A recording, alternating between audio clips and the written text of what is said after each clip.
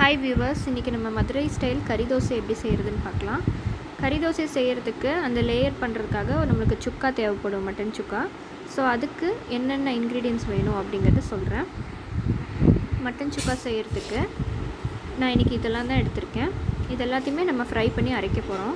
First ஒரு சின்ன table spoon அளவுக்கு சீரகம், சோம்பு, கசகசா, மல்லி, பட்டை, ஒரு ஏலக்காய், அதுக்கப்புறம் இந்த அளவுக்கு பூண்டு, கொஞ்சமாக இஞ்சி, கருவேப்பிலை, ஒரு ஸ்பூன் மஞ்சள் தூள், ஒரு 5 வரமிளகாய் எடுத்திருக்கேன், கொஞ்சம் முந்திரி எடுத்திருக்கேன்.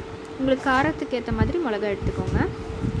அதுக்கப்புறம் ஒரு சின்ன கப் மல்லித்தலை, துருவின தேங்காய் ஒரு கப்பு, இவ்வளோதாங்க.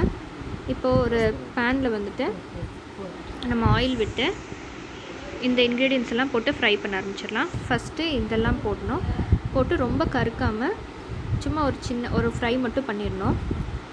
ரொம்ப கருக வேண்டியதில்லை. அதுக்கப்புறம் இஞ்சி, பூண்டு, கருவேப்பிலை எல்லாம் போட்டுடலாம். இது கொஞ்சம் நல்லா ப்ரௌன் ஆகுற வரைக்கும் நம்ம வதக்கணும்.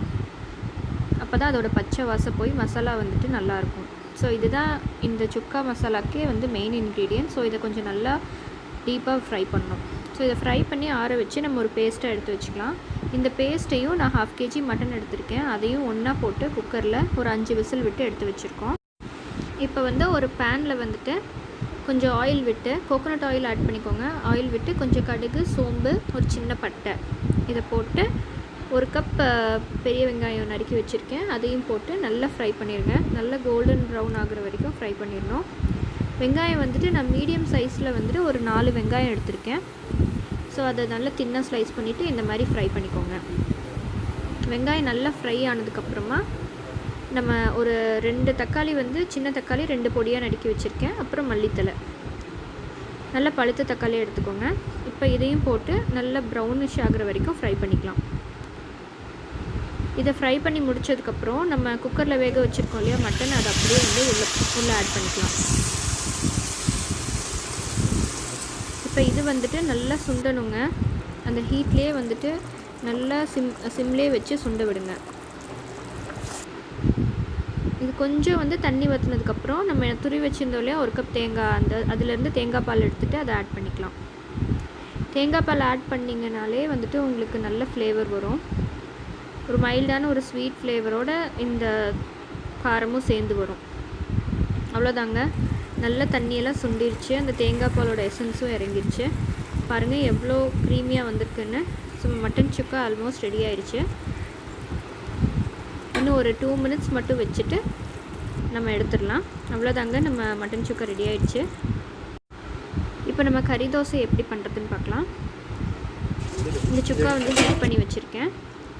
தோசை மாவு எடுத்து வச்சுருக்கேன். இது ஹீட் பண்ணி கொஞ்சம் லிக்விடாக இருக்கும். ஸோ இப்போ ஊத்தப்பம் சைஸில் நம்ம தோசை ஊற்றிக்கலாம். ரொம்ப லேசாக ஊற்றக்கூடாது, ஒரு சின்ன ஊத்தப்பம் அளவுக்கு இருக்கணும். இந்த அளவுக்கு இருந்தால் போதும். ஸோ இது மேலே நம்ம எடுத்து வச்சுருந்தோம் இல்லையா மட்டன் சுக்கா, அதை லேயர் மாதிரி கொடுத்துக்கலாம்.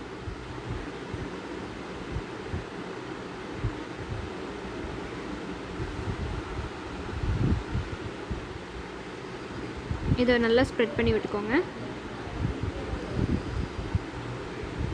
ஸ்ப்ரெட் பண்ணி விட்டுட்டு இதுக்கு தேவையான ஆயில் இல்லாட்டி கீ எது வேணாலும் போட்டுக்கோங்க. எதுனாலும் கொஞ்சம் கூடவே ஆட் பண்ணிக்கோங்க. நம்ம நார்மல் தோசை பண்ணுறதை விடையும் இது கூட கொஞ்சம் எக்ஸ்ட்ராவாக ஆட் பண்ணிங்கன்னா தான் இந்த தோசை கிறிஸ்பியாக வரும். இந்த மசாலா தோசை மாவில் நல்லா இறங்கும். அது மேலே கொஞ்சம் சாப் பண்ணி வச்ச கொரியாண்டர் லீவ்ஸையும் போட்டுக்கலாம்.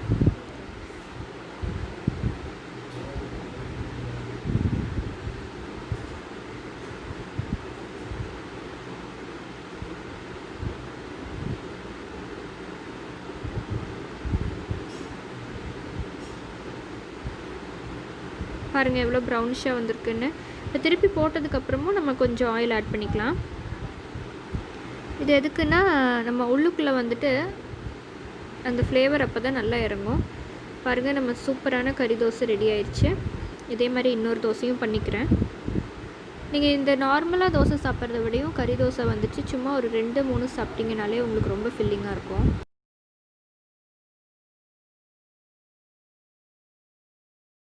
எவ்வளோ ஸ்பைஸியாக இருக்குது பாருங்கள். நீங்கள் இந்த அளவுக்கு ஆயில் விட்டீங்க அப்படின்னா தான் இது இந்த அளவுக்கு கிறிஸ்பியாக வரும். அவ்வளோதாங்க. பாருங்கள் எவ்வளோ கிறிஸ்பியான ஃப்ளேவர்ஃபுல் கறி தோசை ரெடி ஆயிடுச்சு. நம்ம வீட்லேயே மதுரை ஸ்டைல் கறி தோசை ரெடி ஆயிடுச்சுங்க. இதை வந்து மட்டன் குழம்பு இல்லாட்டி சால்னாவோட சர்வ் பண்ணிங்கன்னா ரொம்ப சூப்பராக இருக்கும். கண்டிப்பாக ட்ரை பண்ணி பாருங்கள். ட்ரை பண்ணி பார்த்துட்டு எப்படி இருந்துச்சுன்னு உங்கள் ஃபீட்பேக் சொல்லுங்கள். எங்கள் சேனல் பிடிச்சிருந்துச்சுன்னா மறக்காமல் லைக் பண்ணுங்கள், ஷேர் பண்ணுங்கள், சப்ஸ்கிரைப் பண்ணுங்கள்.